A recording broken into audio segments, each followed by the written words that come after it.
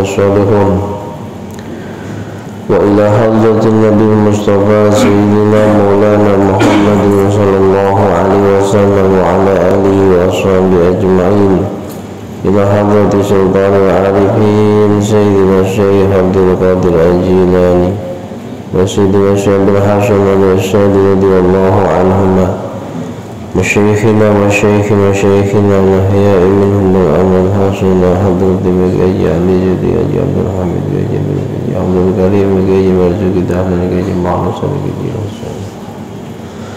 مجاجي أحمد إدريس مرزوقي مجاجي يحيى المحروس مجاجي عبد العزيز منصور مجاجي مرزوقي جمع شيء محضر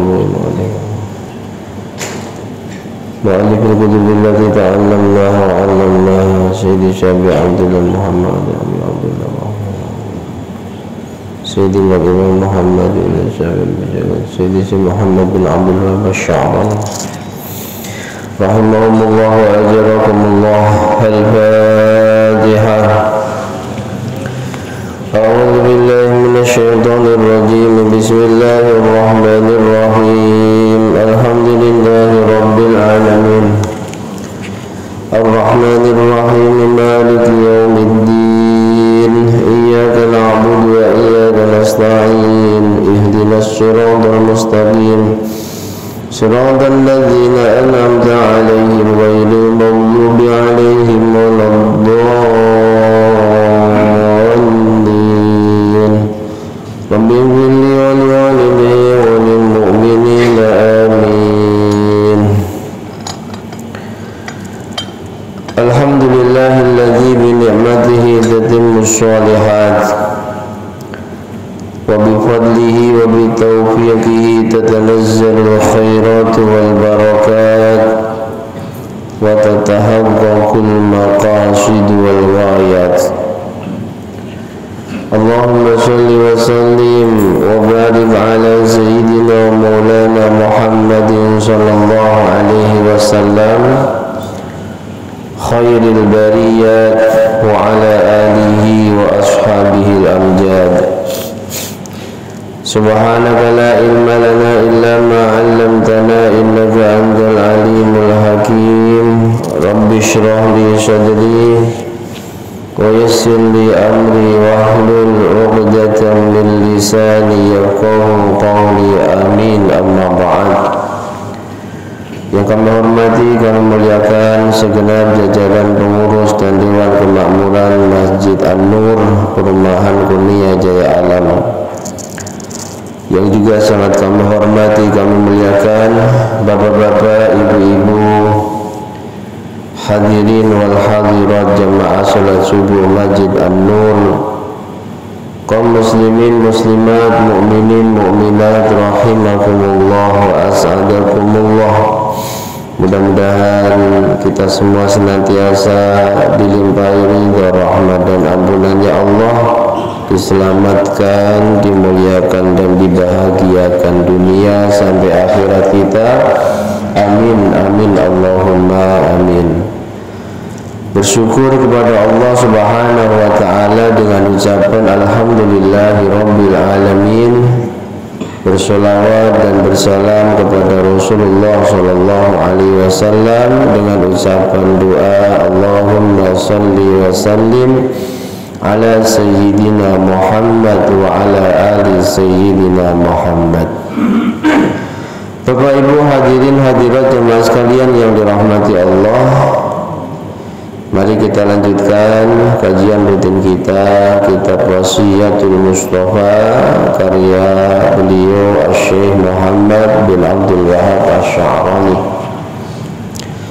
Pagi hari ini masih penjelasan Rasulullah kepada Sayyidina Ali dan tentunya kepada kita semua tentang tanda-tanda kebaikan atau tanda-tanda sifat baik. Bismillahirrahmanirrahim. Qala al-mu'allif rahimahullahu ta'ala wa nafa'ana bihi wa bi ulumihi wa bi asrarihi wa bi anwarihi fid dharain amin. Qala Rasulullah sallallahu alaihi wa alihi wasallam, ya Ali, wahai Ali, thalathu alamat yumqitu nafsahu wa yuhasibuha wa yutilul qiyama baina yadayillahi ta'ala. Wahai Ali, tanda orang yang ahli ibadah itu 3, kata Rasulullah. Yang pertama, yumqitu nafsah. Orang yang ahli ibadah itu benci kepada ajakan nafsunya, diperangi terus keinginan nafsu yang selalu mengajak melakukan keburukan. Ini nafsu dasar. Jadi nafsu itu dilihat dari sifatnya, kata beliau Syekh Ihsan Jampus dalam Sirajut Thalibin, terbagi menjadi 7. Nafsu yang asli, nafsu ammarah namanya, yang memang karakteristik asli nafsu itu mengajak manusia melakukan keburukan. Nafsu ammarah. Allah tegaskan di dalam Al-Quran, innan nafsa la'ammaratun bisu' illa ma rahima rabbi.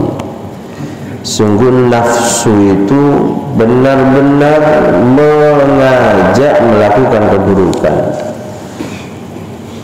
Tapi ada orang yang tidak terpengaruh dengan ajakan nafsu itu. Siapa yang dapat rahmatnya Allah? Dia mampu mengendalikan nafsu ammarahnya. Setiap diajak oleh nafsunya untuk melakukan keburukan, dia tahan, dia menang. Nah, ini meningkat nanti nafsunya. Setelah nafsu ammarah mampu dikalahkan, yang kedua nafsu lawamah. Ini masih buruk juga. Dia sudah tidak mau mengikuti ajakan nafsunya untuk melakukan keburukan yang zahir maupun yang batin, tapi dia suka mencela. Nafsu yang mengajak pemiliknya mencela. Makan kurang enak sikit dicela, ngaji kurang enak sikit dicela. Pokoknya apapun yang dilakukan oleh orang lain itu selalu ada sisi buruknya yang akhirnya dia mencela.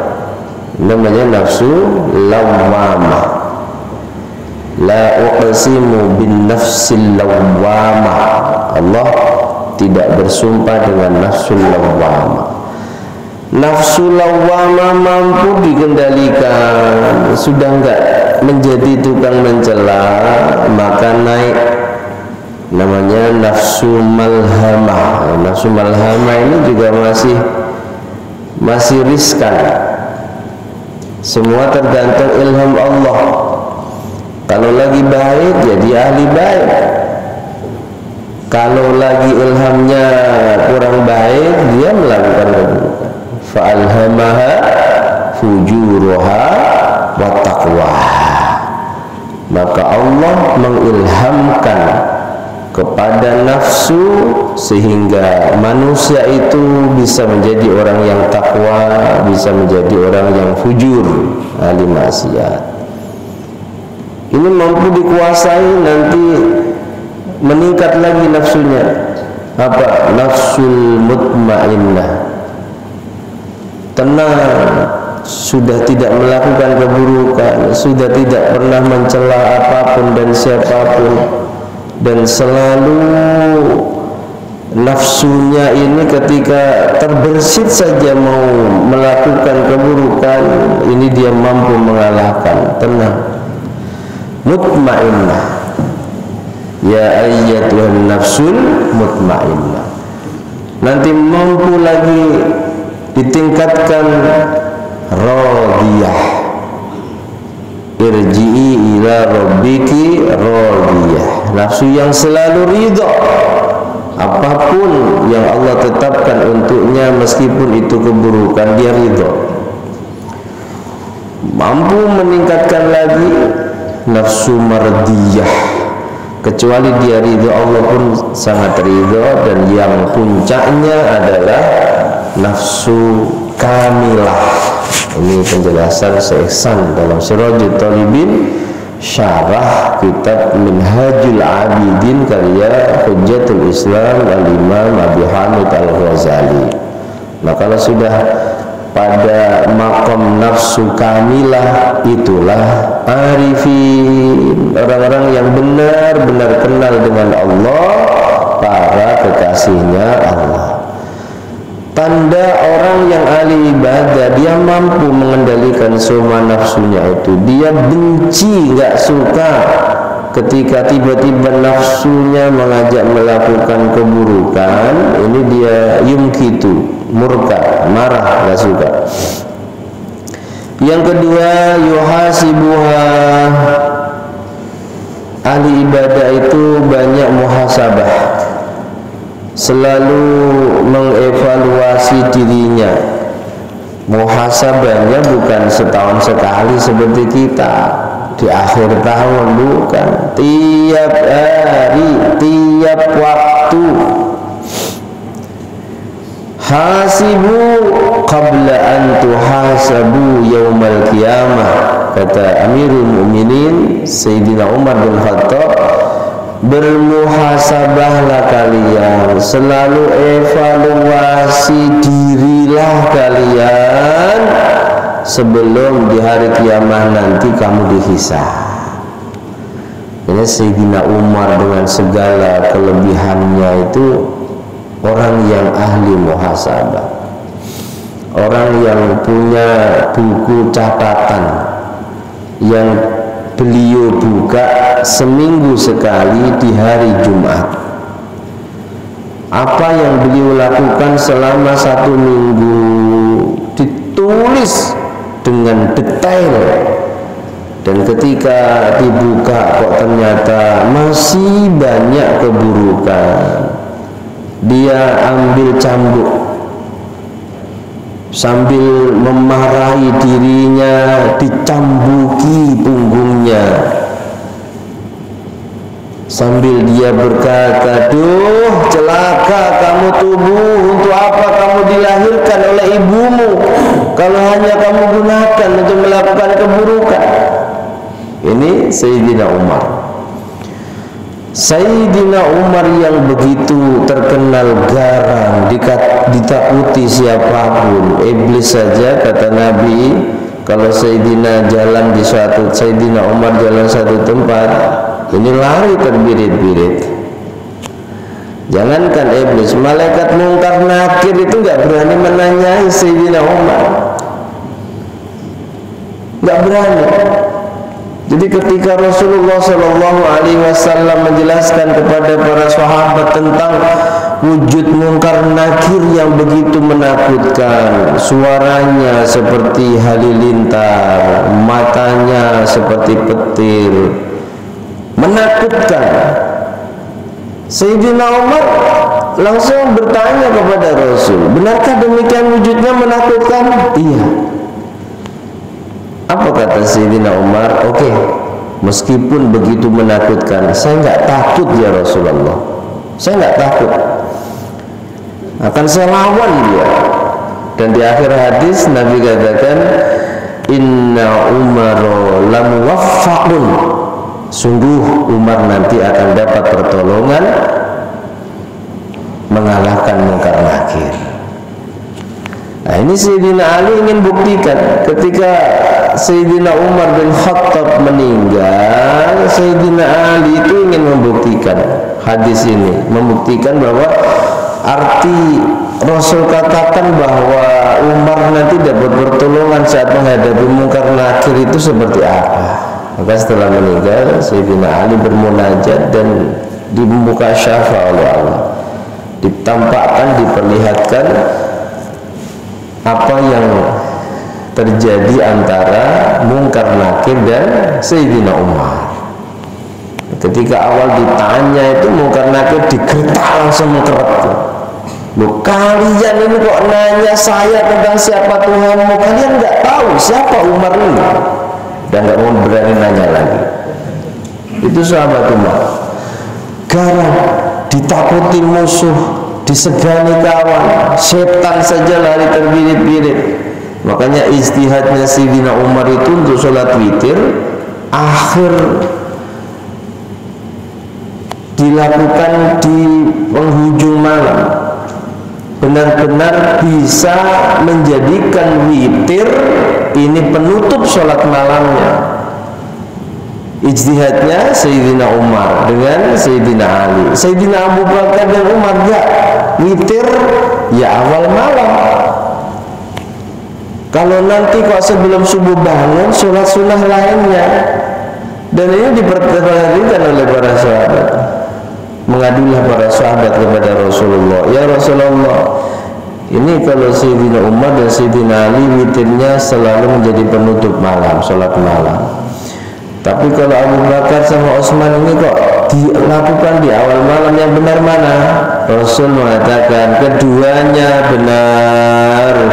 Umar ini karena dia yakin bisa bangun sebelum subuh sehingga mengamalkan perintahku, jadikan sholat witirmu sebagai penutup sholat malam. Karena kalau ingin bangun jam berapapun bangun, iblis setan nggak berani mengganggu. Beda dengan kita, meskipun 3 HP alarm dibunyikan jam 3, bangun hanya untuk kencing, masih jam 3 tidur lagi, akhirnya bangunnya jam 6. Umar enggak, jam 4 bangun. Abu Bakar sama Utsman berhati-hati, sebab menyadari kelemahan dirinya belum tentu bisa bangun sebelum subuh, maka keduanya witirnya di awal malam, habis isya ba'diyah witir. Andai nanti Allah bangunkan sebelum subuh, sholat sunnah lainnya. Ini yuk, ternyata Umar itu hatinya sangat sensitif. Padahal ditakuti oleh iblis setan, bahkan malaikat mungkar nakir. Hatinya sangat sensitif. Sering diceritakan, setiap mendengar ayat-ayat yang menceritakan azab, saking takutnya pingsan. Sampai pernah suatu saat bepergian dengan para sahabat, naik onta, ada sahabat di sampingnya membaca ayat-ayat yang bicara tentang siksa neraka. Pingsan jatuh dari ontanya, lalu sakit berminggu-minggu. Padahal Umar ibnul Khattab termasuk 10 sahabat al-mubasysyaruna bil jannah yang diberi kabar oleh Rasulullah pasti masuk surga. Itu masih takut dengan siksa neraka, sementara kita yang tak ada jaminan di surga, pede banget, gak ada rasa takut sama siksa neraka. Diceritakan tentang siksa kubur, malah yang cerita juga sambil tertawa, yang mendengarkan ya terbahak-bahak. Padahal mestinya dengan cerita siksa kubur membuat hati kita ini bisa bertambah rasa takut kita kepada Allah. Ketahuannya kalau ternyata beliau ahli muhasabah setelah meninggal, ditemukan di dalam kamar sederhananya buku catatan yang tiap Jumat itu dievaluasi, dan di situ ada cambuk. Saat dimandikan, punggung beliau penuh bekas cambuk. Masya Allah. Padahal dijamin masuk surga. Nah, kita mestinya ya harus lebih daripada yang dilakukan oleh sahabat Umar tentang evaluasi diri, muhasabah. Muhasabah jangan pas bareng-bareng akhir tahun mau masuk awal tahun. Nah, kita kan begitu. Tiap hari mau tidur, angan-angan, mulai dari bangun tidur sampai mau tidur itu apa saja yang kita lakukan. Kalau masih banyak keburukan, masih banyak waktu yang kita sia-siakan, sedikit kebaikan kita, istighfar sebelum tidur dan mohon kekuatan agar besok lebih baik daripada yang sekarang. Paham ya? Karena manusia yang beruntung itu manusia yang harinya lebih baik daripada hari sebelumnya, umurnya lebih baik daripada umur sebelumnya. Man kana yaumuhu khairan min amsihi fahuwa rabih. Orang yang beruntung itu orang yang harinya lebih baik dari hari kemarin. Man kana yaumuhu misla amsih, kalau harinya sama dengan hari kemarin itu rugi. Kalau lebih buruk mal'un, dalam sebuah riwayat terlaknat. Mudah-mudahan Allah mampukan kita hari kita selalu lebih baik dari hari-hari kemarin, umur kita selalu lebih baik dari umur-umur sebelumnya. Amin Allahumma. Suka muhasabah, yutilul qiyam baina yadayillah. Tanda ketiga orang ahli ibadah itu betah lama berdiri di hadapan Allah. Kalau sholat itu lupa waktu. Makanya di antara penenang hati Rasulullah itu adalah sholat. Begitu juga para sahabat, kalau lagi galau sholat. Nah kita kalau lagi galau, apa Pak yang kita lakukan? Sholat. Masya Allah. Makanya ada satu sholawatan itu, laulaka ya zinatal wujudi mataba aishi wala wujudi wala tarannamtu fi salati wala ruku'i wala sujudi.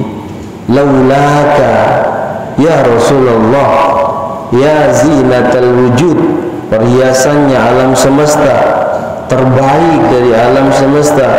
Laulaka, andai tidak ada engkau, ma taba aishi wala wujudi, enggak ada artinya hidup dan wujudku, enggak nikmat wujud dan hidupku. Wala tarannamtu fi salati, andai tidak ada engkau, wala tarannamtu fi salati, aku pun saat sholat tidak akan bisa merasakan kenikmatan. Nabi itu termasuk perkara yang sangat dicintai dari dunia ini. Satu, memakai minyak wangi. Dua, perempuan, ya laki-laki senang perempuan. Kemudian yang ketiga, sholat. Bahkan Nabi selalu menjadikan sholat itu penenang jiwanya. Kita ya kadang-kadang bisa, kadang-kadang punya masalah buat sholat malah tambah mumet ya.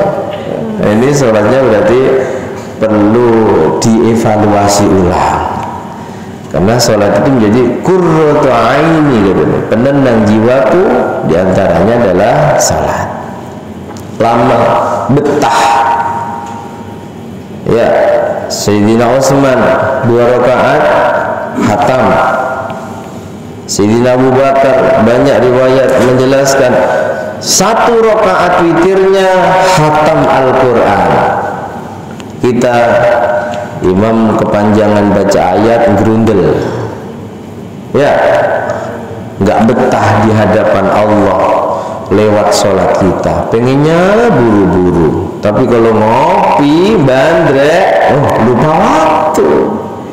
Ini tanda bahwa kita tak layak disebut orang yang ahli ibadah.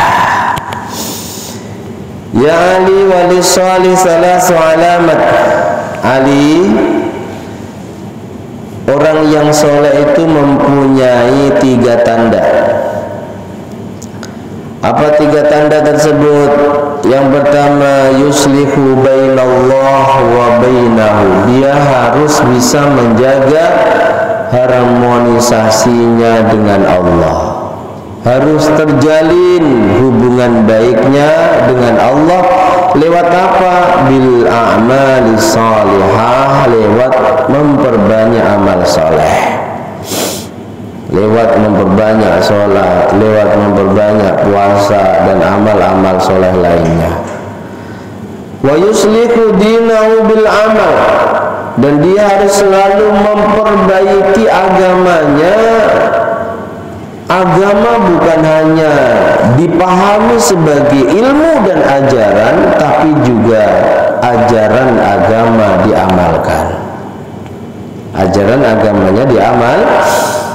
Yang kedua, yang ketiga, yarda linnas ma yurdi li nafsi.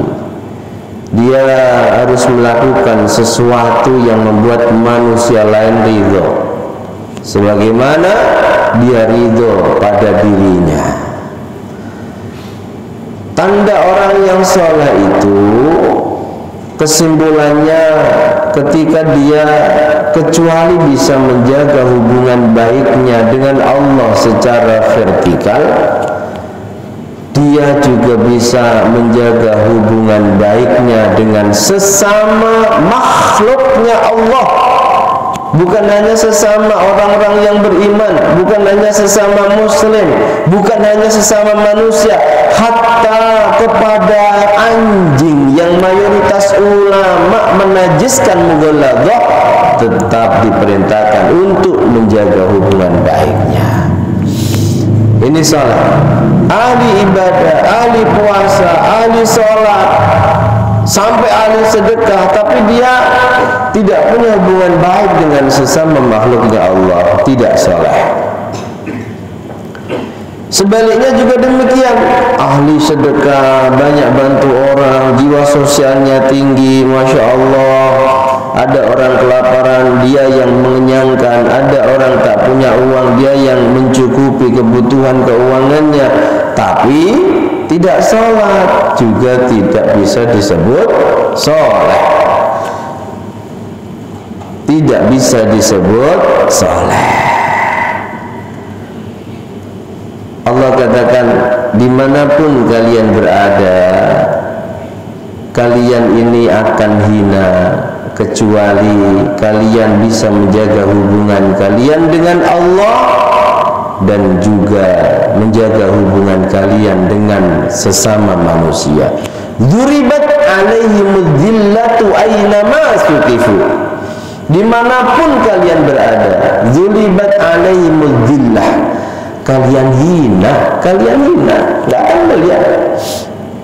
Illa bihablim minallah wa hablim minan nas. Kalau ingin mulia, hubungan baikmu dengan Allah jaga, begitu juga hubungan baikmu dengan sesama manusia.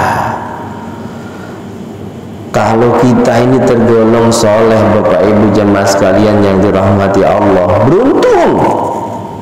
Bagaimana tidak beruntung? Tiap hari seluruh umat Islam di dunia, jumlahnya kira-kira berapa sekarang? Berapa miliar? Di Indonesia saja ambil 70% dari jumlah warga, itu dari 200 sekian jutanya, belum di negara lain. 5 kali dalam sholat mendoakan orang-orang soleh agar mendapatkan keselamatan dari Allah Subhanahu wa ta'ala lewat doa yang selalu dibaca saat tahiyat, assalamu alaina wa ala ibadillahis shalihin. Tahiyat itu kan sebenarnya rangkaian dialog antara Allah, Rasulullah, dan kesaksian malaikat melihat dialog yang begitu indah. Diceritakan saat Rasulullah Isra, saat Rasulullah Mi'raj, ketika sudah sampai di Sidratil Muntaha, Jibril undur diri. Jibril katakan, qaddim nafsak Muhammad, ini sudah batas akhirku, saya nggak boleh maju lagi, kamu maju sendiri. Rasul minta ditemani, nggak bisa Muhammad, ini batas akhirku. Nanti kalau saya paksa melewati batas ini, dan tidak ada makhluk kecuali dirimu yang diberi izin melewati batas ini, nanti saya akan hancur. Rasul tetap minta, temani aku Jibril untuk menghadap Allah. Akhirnya wafi riwayah dalam syarahnya Kasyifatus Saja itu, Jibril melewati batas itu. Jibril yang wujud aslinya demikian besar menjadi mengecil seperti burung nuri. Makanya material yang Allah gunakan untuk menciptakan Rasulullah ini material yang terbaik. Materialnya malaikat kalah. Kalau nggak terbaik, kita naik motor saja 120 km per jam, dower semua tubuh kita ini. Ya, nah itu Rasul sekian miliar bahkan triliunan kilometer, kayak apa cepatnya, tapi tetap nggak terpengaruh. Singkat cerita, melewatilah Rasul pada batas akhir para malaikat, dan Rasul mengucapkan salam kepada Allah. Salamnya, at-tahiyyatul mubarakatus salawatut thayyibatu lillah. Segala macam bentuk kebaikan, bentuk keberkahan semua milikmu ya Rabb. Salamnya begitu. Segala macam bentuk penghormatan, Allah jawab, assalamu alayka ayyuhan nabi wa rahmatullahi wa barakatuh. Salam sejahtera untukmu wahai nabiku, dan juga rahmat serta keberkahan dariku untukmu. Nabi mendengar Allah berfirman agar dirinya mendapatkan keselamatan, rahmat dan berkahnya Allah, ingat kita, ingat umatnya. Nabi nggak mau selamat sendiri, Nabi nggak mau mendapatkan rahmat dan keberkahan sendiri, sehingga Nabi langsung mengucapkan assalamu alayna wa ala ibadillahi shalihin. Duhai Tuhan, keselamatan untukku dan juga untuk hamba-hambamu yang saleh. Makanya sungguh beruntung kalau kita tergolong hamba yang saleh. Didoakan sekian ratus juta umat Islam sedunia minimal 5 kali doanya dalam sholat agar mendapatkan keselamatan. Nah, dialog yang indah ini didengar oleh malaikat di langit, sehingga spontan malaikat itu memberikan kesaksian, asyhadu an la ilaha illallah wa asyhadu anna Muhammadar Rasulullah. Yang rangkaian dialog serta kesaksian malaikat ini menjadi kalimat yang wajib dibaca oleh umat Islam yang sedang sholat. Kalimatnya disebut tahiyat atau tasyahud, menjadi rukun qauliyah sholat. Nah, makanya menjadi hamba yang sholat itu nggak mudah. Sebab kalau tergolong hamba yang saleh, masya Allah, didoakan sekian ratus juta umat Islam setiap hari agar selalu sejahtera dan selamat. Nah, saleh kesimpulannya adalah orang yang bisa menjaga hubungan baiknya dengan Allah dan dengan sesama makhluknya Allah, terkhusus dengan sesama umat Islam.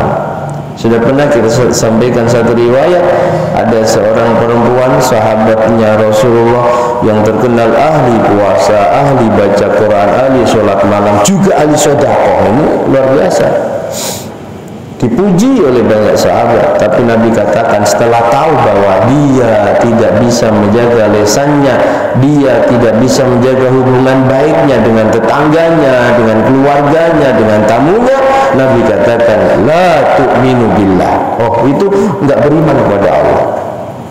Padahal ahli sholat, ahli puasa, ahli baca Quran, ahli sedekah.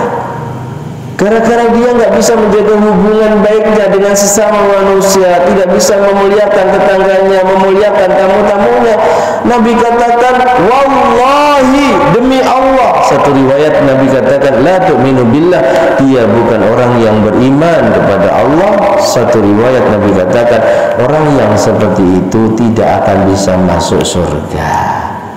Na'udzubillahi min. Dan itu banyak di tengah kita orang yang luar biasa ahli jamaahnya, tapi tegur sapa dengan orang lain nggak mau. Betul? Banyak ibadahnya luar biasa, tapi hubungan baiknya dengan sesama manusia tidak dijaga dengan baik. Soleh bukan seperti itu, tapi soleh adalah sekali lagi harmonisasinya dengan Allah dijaga, harmonisasinya dengan sesama makhluknya Allah juga dijaga. Semoga Allah mampukan kita untuk selalu menjaga hubungan baik kita, baik dengan Allah maupun dengan makhluknya, terkhusus dengan sesama umat Islam, sehingga kita tergolong hamba yang saleh, yang mulia dunia akhiratnya. Amin Allahumma. Demikian Allahu a'lam bishawab. Al-Fatihah.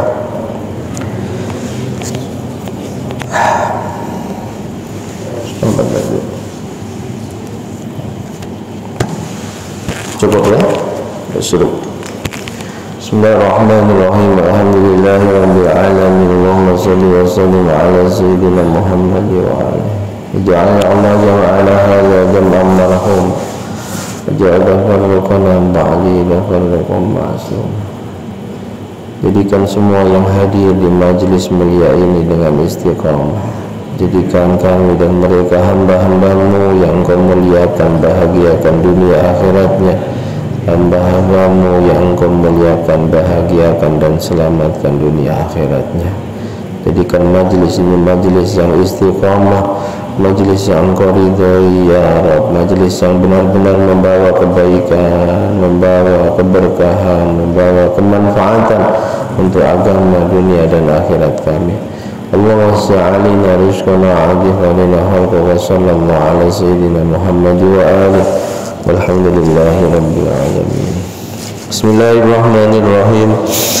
Wal 'asri innal insana lafi khusrin illa alladhina amanu wa 'amilus solihati wa tawasaw bil haqqi wa tawasaw bis sabr.